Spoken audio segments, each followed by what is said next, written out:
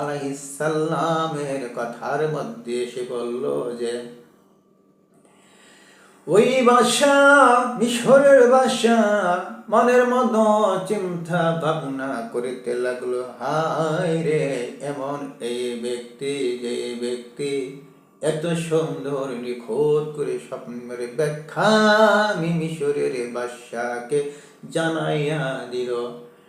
আমার মনে হয় এই ব্যক্তির স্বপ্নের ব্যাখ্যা সম্পূর্ণ সত্য।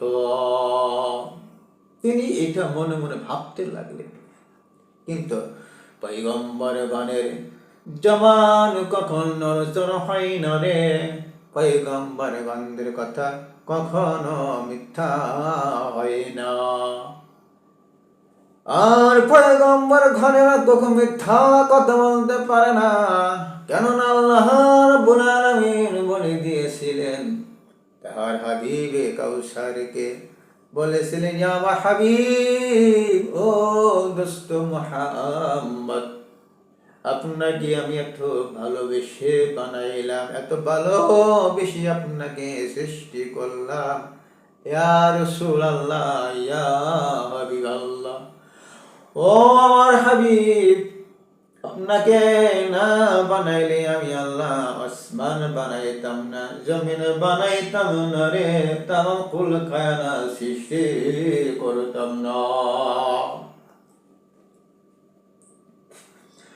ও আমার হাবিব, আপনাকে না বানাইলে এমনকি আমি আল্লাহ রাব্বুল আলামিন পৃথিবীর মানুষের কাছে প্রকাশ হতে পারতাম না। এ কথা খানিও তাফসিরে বাইজাবিতে আসিয়েছে।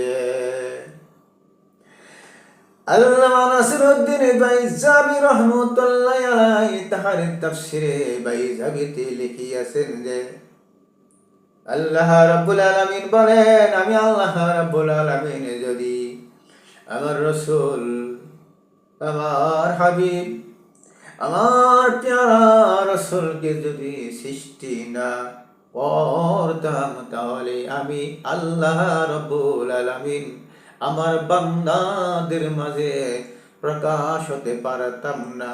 কেন পারতাম না? কারণ কিরে বান্দারা, সেটা হইল এই যে আমি যদি আমার হাবিবকে সৃষ্টি না করতাম, তাহলে আসমান বানাইতাম না, জমিন বানাইতাম না।